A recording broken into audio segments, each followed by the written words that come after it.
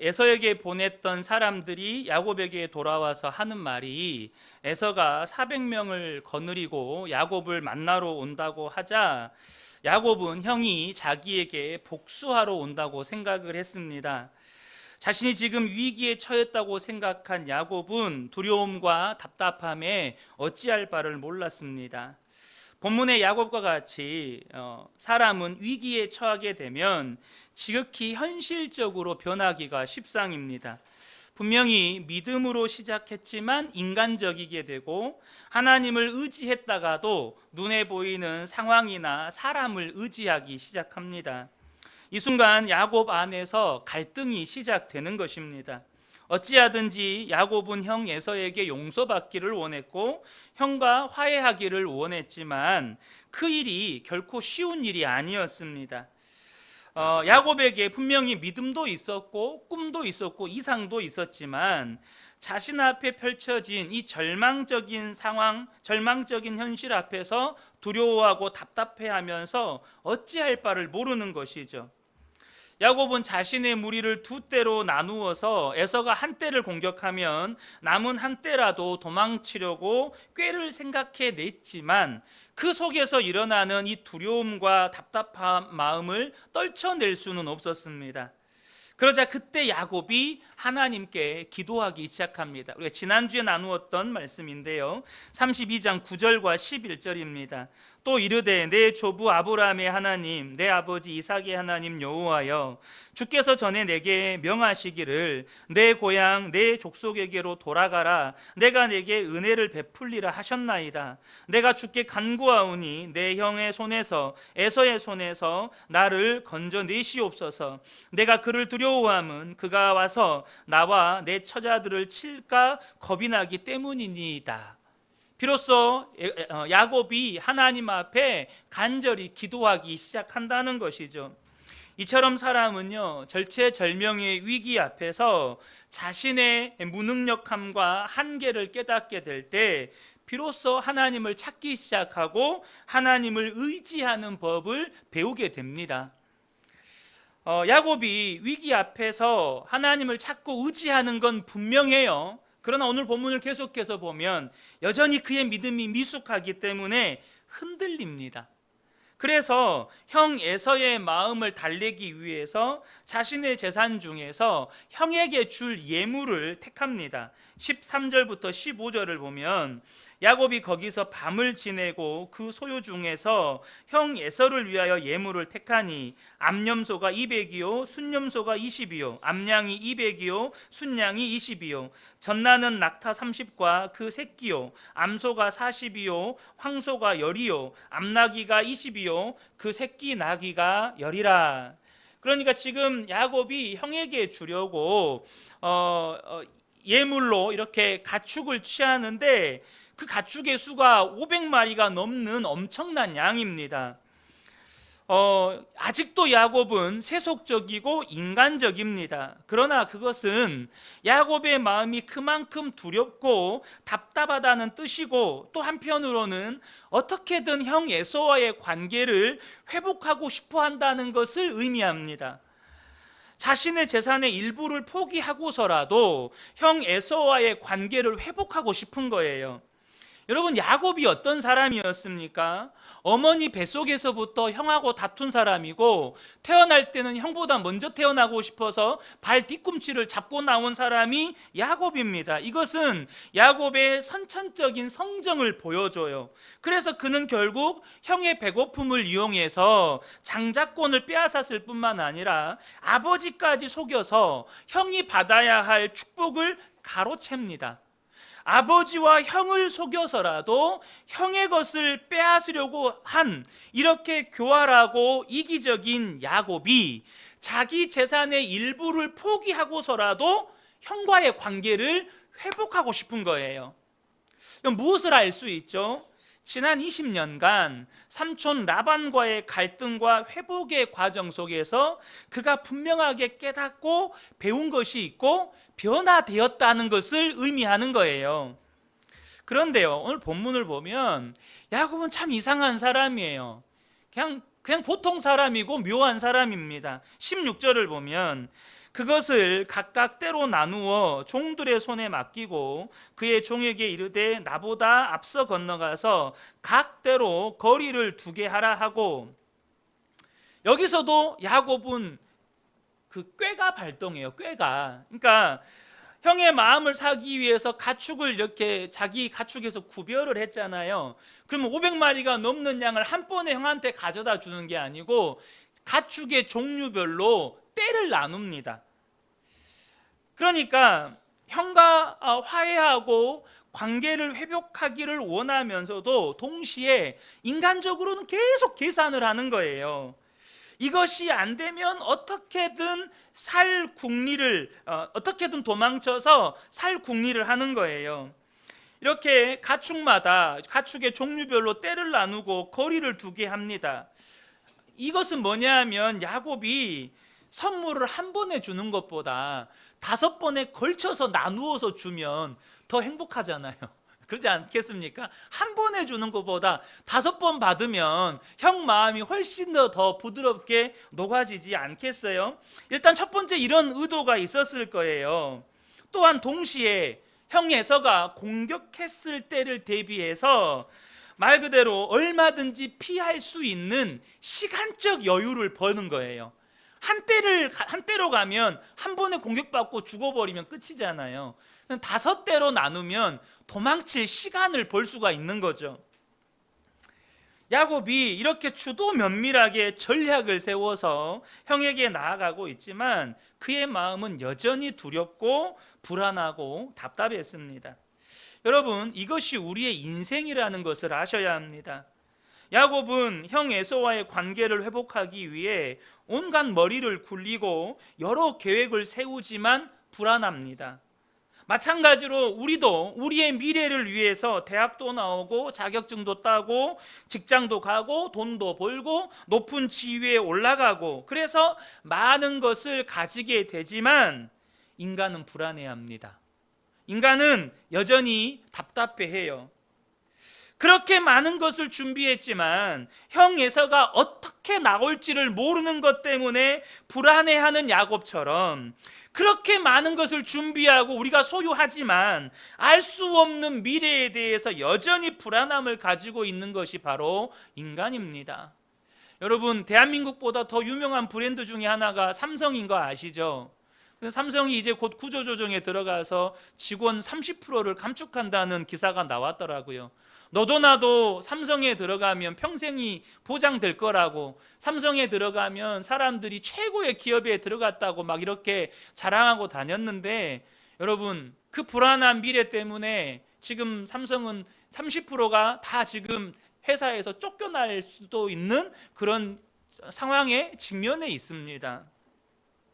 그래서 야곱은요, 가축을 이끄는 종들에게 또 한 가지 또 준비를 하는데 각별한 주의사항을 줘요. 이 종들에게 17절 18절을 보면 그가 또 앞선 자에게 명령하여 이르되 내 형 에서가 너를 만나 묻기를 내가 누구의 사람이며 어디로 가느냐, 내 앞의 것은 누구의 것이냐 하거든 대답하기를 주의 종 야곱의 것이요 자기 주 에서에게로 보내는 예물이오며 야곱도 우리 뒤에 있나이다 하라 하고, 여기 보면 이제 야곱이 종들에게 주의를 주는데 먼저 에서를 야곱의 주라고 칭하고 있고 야곱을 에서의 종이라고 반드시 표현하게 합니다. 너희들은 에서를 만나면 반드시 야곱의 주라고 표현을 하고 나를 에서의 종이라고 말해라. 그리고 네 앞에 것이 누구 것이냐라고 물으면 야곱이 보내는 예물입니다 라고 말하라는 거예요. 그리고 야곱이 우리 뒤에 있습니다 라는 것도 전하라는 것입니다. 그러니까 예물을 준비하고 에서에게로 보낼 때 때를 나누어서 가게 하고 종들에게 주의사항을 알려주고, 이게 다 뭘 의미하는 거죠? 그만큼 야곱이 불안하고 두렵고 답답해한다는 것을 반증하는 것입니다. 두 번째, 세 번째 이후에 따라가는 종들에게도 동일한 명령을 내려요. 19절, 20절 보면 그 둘째와 셋째와 각 때를 따라가는 자에게 명령하여 이르되 너희도 에서를 만나거든 곧 이같이 그에게 말하고 또 너희가 말하기를 주의 종 야곱이 우리 뒤에 있다 하라 하니 이는 야곱이 말하기를 내가 내 앞에 보내는 예물로 형의 감정을 푼 후에 대면하면 형이 혹시 나를 받아주리라 함이었더라. 얼마나 야곱이 지금 불안해하는지가 여러분 느껴지시죠? 여러분, 이런 야곱을 보면 여러분은 어떤 생각이 드십니까? 어떻게든 형에게 용서받고 싶고 어떻게든 형과의 관계를 회복하고 싶어하는 야곱의 노력이 애처롭고 불쌍하게 보일 정도입니다. 그런데 우리가 여기서 중요한 사실을 하나 발견하게 됩니다. 그게 뭘까요? 여러분, 내가 상처를 주었든 상처를 받았던 그것은 한순간입니다. 그러나 그것을 회복하는 길은 이처럼 멀고도 멀다는 겁니다. 용서와 화해와 회복의 길은 이처럼 많은 수고와 대가 지불이 필요하다는 거예요. 우리 몸도 마찬가지예요. 여러분, 제가 크게 다쳐봐서 아는데 여러분, 다치는 건 한순간입니다. 우리 몸이 다치는 건 한순간이에요. 그런데 회복하는 데는 정말 오랜 시간과 대가 지불이 필요하고 또 그 흉터와 후유증은 평생 또 안고 살아야 됩니다. 마찬가지로 여러분, 저와 여러분이 누군가와 관계가 깨지고 그로 인해서 분노나 복수심을 가지게 될 수도 있습니다. 특별히 가족들 사이에 혹은 성도 사이에 이런 일이 생겼을 때요, 회복하는 일이 정말 쉽지 않습니다.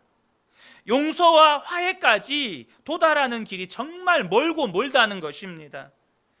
그러나 여러분, 그걸로 끝입니까? 분명히 여러분, 깨어진 관계 혹은 내 안에 있는 그 상처 회복하는 길이, 화목하게 되는 길이 멀고도 먼 길이지만 분명한 것은 하나님과 원수되었던 우리가 예수 그리스도의 십자가를 통해서 화목하게 되었다는 것입니다. 그리고 그런 은혜를 받은 우리는 화해하지 않고는 살 수 없다는 거예요. 왜 그렇습니까? 에베소서 4장 2절부터 4절을 보면요, 모든 겸손과 온유로 하고 오래 참음과 사랑 가운데에서 서로 용납하고 평안에 매는 줄로 성령이 하나 되게 하신 것을 힘써 지키라. 몸이 하나요 성령도 한 분이시니 이와 같이 너희가 부르심의 한 소망 안에서 부르심을 받았느니라. 여러분, 예수 믿고 구원받은 우리 안에 역사하시는 성령님이 우리를 하나 되게 하시는 분이시기 때문입니다. 그리스도 안에서 우리는 한 몸이기 때문에 우리 안에 계시는 성령님은 끊임없이 우리를 하나가 되도록 역사하신다는 거예요. 그런데 우리가 그 하나 되게 하시는 성령님을 따르지 않으면 성령님은 우리 안에서 근심하십니다. 그래서 사도 바울이 에베소서 4장에서 다음과 같이 말씀합니다. 에베소서 4장 30절 32절인데요 하나님의 성령을 근심하게 하지 말라. 그 안에서 너희가 구원의 날까지 인치심을 받았느니라.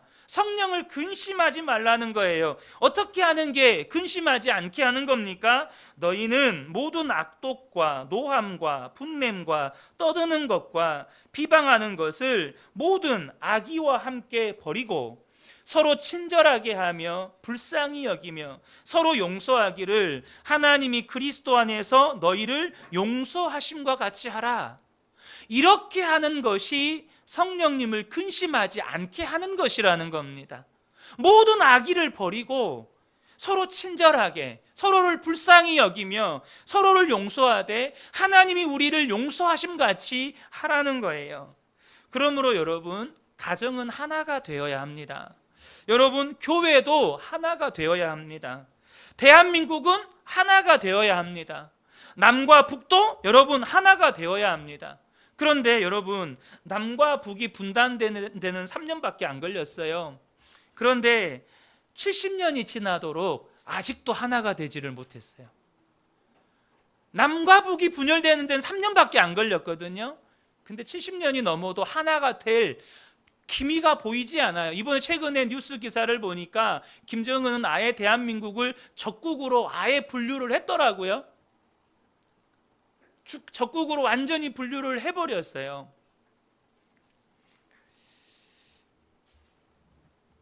여러분, 대한민국 내부에서도 진보와 보수의 갈등 언제쯤 하나가 될까요? 앞이 보이지 않는 것 같습니다. 그런데 하나님께서 우리를 하나 되게 하시려고 예수님이 십자가에 죽게 하시고 우리 안에 원수된 모든 것을 허무셨습니다. 우리를 하나 되게 하시려고 예수님을 십자가에 죽게 하셨습니다. 에베소서 2장 16절을 보면 이 또 십자가로 이 둘을 한 몸으로, 여기서 이 둘은요 유대인과 이방인을 가리킵니다. 유대인과 이방인이 한 몸이 되어서 하나님과 화목하게 하려 하심이라. 예수님의 십자가로 원수되었던 유대인과 이방인이, 대한민국 안에 진보와 보수가, 남과 북이 가정 안에서, 교회 안에서 원수가 되었던 모든 관계가 하나가 되게 하시려고 예수님을 십자가에 내어주셨다는 것입니다. 원수된 것을 십자가로 소멸하셨다는 거예요. 여러분, 분명 화해와 용서는 너무나도 어렵고 멀고 먼 길입니다. 그러나 예수님께서 십자가에서 죽으심으로 하나님과 원수된 모든 것을 소멸하셨고 우리를 하나님과 화목하게 하셨습니다. 그리고 인간과 인간 사이에 원수된 것마저도 십자가로 소멸하셨습니다. 그 말은 예수님 안에서 우리는 화목할 수 있고 예수님 안에서 우리는 하나가 될 수 있다는 뜻입니다. 아멘이십니까? 우리가 예수님 안에 온전히 거하면 하나가 될 수 있다는 거예요. 그러므로 사랑하는 성도 여러분, 예수님 안에 거하십시오. 날마다 예수님 바라보시고 날마다 예수님이 나를 이끄시는 대로 그렇게 따라가시는 복된 분들 되시기를 축복합니다. 여러분, 내 마음대로 내 뜻대로 인간적인 방법으로 살면 여러분 아무리 수고하고 노력해도 오늘 본문의 야곱처럼 여전히 두렵고 여전히 답답하고 여전히 불안해요. 그런데 오늘 본문을 보면 이렇게 하고도 야곱의 마음이 편치가 않아요. 그래서 21절부터 23절을 보겠습니다. 그 예물은 그의 앞서 보내고 그는 무리 가운데에서 밤을 지내다가 밤에 일어나 두 아내와 두 여종과 11 아들을 인도하여 야복나루를 건널세 그들을 인도하여 시내를 건너가게 하며 그의 소유도 건너가게 하고. 그러니까 형에게 드릴 예물을 다 떠나 보냈어요. 그렇게 예물을 다 보내고도 너무너무 마음이 답답하고 불안하니까 밤에 잠을 못 자요. 잠을 못 이뤄요. 그러니까 22절에 보면 밤에 일어나, 이 말이 무슨 말이냐면 잠을 못 자고 계속해서 뒤척이다가 이 잠에서 잠자리에서 일어났다는 거예요. 그러면서 그가 한 일이 뭡니까? 두 아내와 두 여종과 11 아들을 인도해서 야복나루를 건너게 합니다. 이게 무슨 말이죠? 너무 두렵고 답답하니까 아내들과 자녀들까지 방패막이로 쓰는 거예요. 야곱의 이런 모습을 보면 할아버지 아브라함이 애굽에 내려가서 아내 사라를 누이라고 하면서 방패막이로 쓰고, 또 아버지 이삭이 그랄에 거주하다가 아내 리브가를 누이라고 하면서 방패막이로 썼던 그 모습을 그대로 닮았어요. 그 육신적인 모습, 그 인간적인 모습이 그대로 야곱에게서도 보이는 거예요. 야곱은 거기에 한술 더 떠서 자식들까지 방패막이로 씁니다. 나 행복하자고, 나 살자고 아내하고 자녀들하고 다른 사람들을 이용하는 거예요. 물질만 가지고 안 될 것 같으니까 가족까지 이용하는 거죠. 분명히 야곱은 하나님을 만났습니다. 하나님의 축복을 약속으로도 받았고 20년 동안 라반과의 갈등과 회복의 관계 속에서 깨닫고 변화도 됐습니다. 하지만 아직도 온전한 믿음의 사람으로 변화된 것은 아니라는 것입니다. 여전히 야곱 속에는 아직 다 처리되지 못하고 또 아직 다 뿌리 뽑히지 못한 교활하고 이기적인 자아가 살아있는 거예요. 아직도 온전한 자기 부인이 되지 못하는 것입니다. 그것이 자신의 노력으로 감당할 수 없는 위기를 만나니까 이렇게 드러나는 거예요. 감당할 수 없는 상황을 만나니까 아내도 팔아먹고 자식도 팔아먹고 다른 사람들 다 이용해 먹는 거예요. 여러분, 우리가요 예수님을 인격적으로 만났고 하나님의 약속의 말씀도 받았고 또 오랜 시간 신앙생활 속에서 다양한 어려움과 고난 속에서 깨닫고 배우고 변화도 경험했습니다. 그러나 그렇다고 내가 온전한 믿음의 사람이 되었을 것이라고 생각하면 그것은 오판이고 교만입니다. 여러분, 우리가 이미 삶 속에서 경험하고 있지 않습니까? 분명히 말씀을 들었고 은혜도 받았고 도전도 받았어요. 그런데 삶의 현장으로 나아가면 무슨 일이 일어나요? 그 말씀에 대한 믿음이 발동하고 작동하는 것이 아니고 오늘 본문의 야곱처럼 인간적이고 교활하고 이기적인 내 자아가 막 발동을 해요.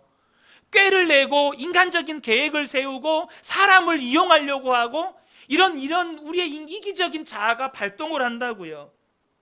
사랑하는 성도 여러분, 우리 안에 여전히 살아있는 이 이기적이고 교활하고 인간적인 이 자아는 십자가에 못 박으셔야 합니다.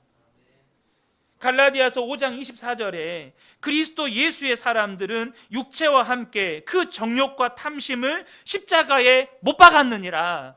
아멘입니다. 그리스도 예수의 사람은 우리의 모든 정욕과 탐심은 십자가에 못 박고 사는 거예요. 오직 예수로 사는 겁니다. 그런데 중요한 사실은 이렇게 야곱이 인간적으로 문제를 해결하려고 하면 할수록, 인간적으로 문제를 방어하려고 하면 할수록 야곱 안에 두려움과 답답함이 더 커져만 간다는 겁니다. 두려움과 답답함을 제거해 보려고 인간적인 이 방법 저 방법 사용하면 할수록 그것이 도리어 막 증가하는 거예요. 미래가 불안하고 답답해서 돈을 많이 벌었어요. 그런데 100만 원 가지고 있을 때는 100만 원만큼만 불안하고 답답했는데 1000만 원을 보니까 1000만 원만큼 불안하고 답답한 거예요. 나의 행복을 위해 다른 사람을 이용하기까지도 합니다. 나의 행복을 위해 친구를 사귀었고 나의 행복을 위해 여러분 결혼도 했어요.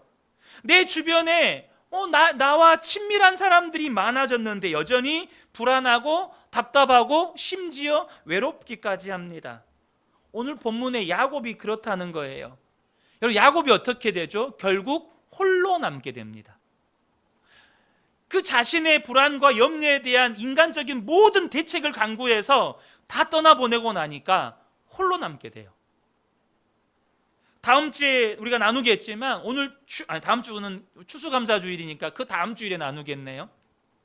오늘 중요한 말씀이 나옵니다. 24절에 야곱은 홀로 남았더니 어떤 사람이 날이 새도록 야곱과 씨름하다가, 이 야곱이 홀로 남았다는 것이 우리에게 중요한 메시지를 줍니다. 재물도 보냈고 야복나루를 건너 아내들과 자녀들도 방패막이로 다 보냈습니다. 그리고 홀로 남았다는 말은 야곱이요 다시 건너와서 반대편으로 왔다는 뜻이에요. 가족들마저 방패막이로 이용한 야곱은요 결국 홀로 남게 됩니다. 여러분, 꼭 아셔야 합니다. 자기의 행복을 위해서 사람을 이용하잖아요. 결국에는 고독해지고 외로워집니다. 나의 이익과 나의 유익과 나의 행복을 위해서 다른 사람을 이용할 줄만 아는 사람은 결국 홀로 남게 돼요. 몰려드는 두려움과 답답함 속에서 잠을 이룰 수도 없고, 그제서야 야곱은요 자기가 20년 동안 모은 재물도 또 자기 주변에 있는 사람들도 자신을 지켜줄 수 없다는 것을 깨닫습니다.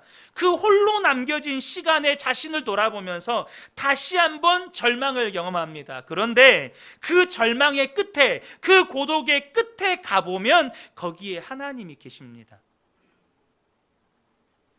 야곱은 자기 인생의 처음으로 하나님과 씨름하기 시작합니다.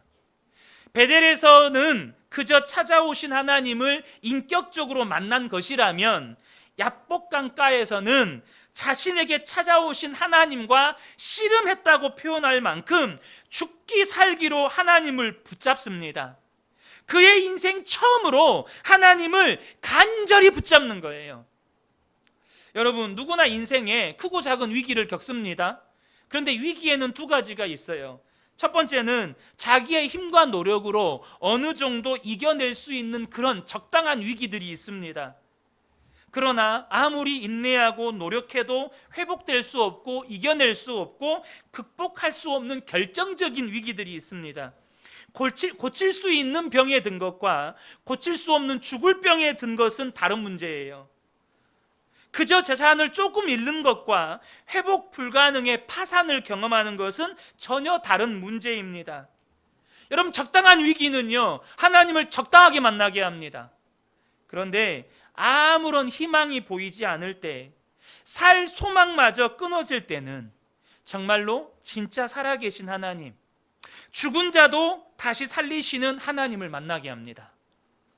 고린도후서 1장 8절과 9절인데요. 형제들아, 우리가 아시아에서 당한 환난을 너희가 모르기를 원하지 아니하노니 힘에 겹도록 심한 고난을 당하여 살 소망까지 끊어지고 우리는 우리 자신이 사형 선고를 받은 줄 알았으니 이는 우리로 자기를 의지하지 말고 오직 죽은 자를 다시 살리시는 하나님만 의지하게 하심이라. 여러분, 살 소망까지 끊어지면 정말로 그때는 정말로 죽기 살기로 하나님께 매달리게 되고 그때 진짜 하나님을 만나게 되는 것입니다. 야곱이 하나님을 안 믿었던 게 아니에요. 그는 어려서부터 아버지 이삭과 어머니 리브가로부터 할아버지 아브라함의 하나님, 이삭의 하나님에 대해서 배웠고 실제로 베델에서는 그 하나님을 만나기까지 했습니다. 그런데 그 한 번의 만남이 믿음의 완성이 아니었습니다. 그것은 믿음의 시작이었을 뿐이에요. 여러분, 한 번 은혜 받은 것으로 우리의 인생이 변화되고 새로워질 것이라고 생각하면 큰 오산입니다. 그래서 마치 이것과 같아요. 공부 한 번 벼락치기 하면 시험 만점 받을 줄로 아는 거. 내가 어젯밤에 열심히 공부했어요. 그럼 시험이 이번 시험 막 100점 맞을 줄 알아요. 그거가 똑같은 거예요. 본문에 야곱을 보면 하나님을 만났고 믿음도 분명히 있었지만 인생의 위기 앞에서 그의 믿음이 아무것도 아니었다는 것이 드러나게 됩니다. 그가 하나님을 믿었지만 그 믿음이 위기를 만나니까 아무런 능력을 발휘하지를 못하는 거예요. 사도 바울은 이런 부류의 성도들을 향해서 이렇게 표현합니다. 디모데후서 3장 5절입니다. 경건의 모양은 있으나 경건의 능력은 부인하니 이 같은 자들에게서 네가 돌아서라. 여러분, 이 시간에 예배 드리는 것이 여러분의 믿음이 아닙니다. 말씀 읽는 것이 여러분의 믿음이 아니에요. 믿음은 위기 앞에서 드러납니다. 믿음은 내 힘으로 어떻게 할 수 없는 한계 앞에서 믿음은 드러나는 거예요. 그런데 야곱이 그의 재산과 아내들과 자녀들을 다 먼저 보내고 야복 강가에 홀로 남겨졌을 때 두려움과 답답함에 잠을 이루지 못합니다. 여러분, 이것은요 단순히 형 에서에 대한 두려움이 아닌 그 이상의 것입니다. 인생의 절대 고독과 두려움 앞에 서면서 그에게 찾아오신 하나님을 더 깊이 만나기 시작하는 것입니다. 여러분은 어떻습니까? 여러분이 만난 하나님은 배워서 그냥 아는 하나님입니까? 아니면 진짜 살아계신 나의 능력이 되시고 나의 생명이 되시고 나의 전부가 되시는 하나님입니까? 그동안 오랫동안 교회 다녔고 예배도 드렸고 찬송도 부르고 기도도 하고 헌금도 하는데 인생의 결정적인 위기 앞에서 여전히 야곱과 같이 인간적인 생각만 하고 있고 인간적인 방법만 붙잡고 있는 아무런 작동도 하지 못하는 믿음이라면 여러분, 그것은 가짜 믿음입니다. 야곱은 그제서야 자신의 믿음 없는 그 실체를 직면하고 하나님을 간절히 붙잡습니다. 정말로 죽기 살기로 하나님께 매달립니다. 여러분은 하나님께 죽기 살기로 매달려 본 일이 있습니까? 하나님이 아니면 저는 안 됩니다. 정말 하나님이 아니면 저는 죽습니다. 아니, 하나님, 차라리 나를 데려가시든지 아니면 정말로 나를 만나 주시든지, 그렇게 목숨을 내놓고 하나님께 목숨을 던져놓고 여러분 하나님께 기도해 보신 적이 있습니까? 여러분, 만약에 그런 적이 지금까지 단 한 번도 없다면 죄송한 말씀이지만 여러분은 지금 하나님을 적당히 믿고 있는 겁니다. 여러분, 예수님이 나의 생명이 되었다는 건 예수님께 내 생명까지도 맡겼다는 것입니다. 내 생명과 죽음도 예수님께 맡겼다는 거예요. 여러분, 적당히 믿는 믿음 가지고는 인생의 결정적인 위기 앞에서 아무런 힘도 능력도 발휘할 수가 없는 거예요. 여러분, 야곱은 비로소 진짜 하나님을 야복강가에서 만났습니다. 그리고 야곱은 그의 인생이 완전히 새롭게 되는, 결코 잊을 수 없는 은혜를 경험하게 됩니다. 그리고 형 에서와의 그 멀고도 먼 용서와 화해의 길도 마침내 종지부를 찍습니다. 우리가 이 다음에 이제 내용을 나누게 되겠지만 형과 그 용서와 화해의 길이 드디어 마침표를 찍어요. 저는 우리 그은혜교회 성도님들도 정말로 믿음이 새로워지기를 축복합니다.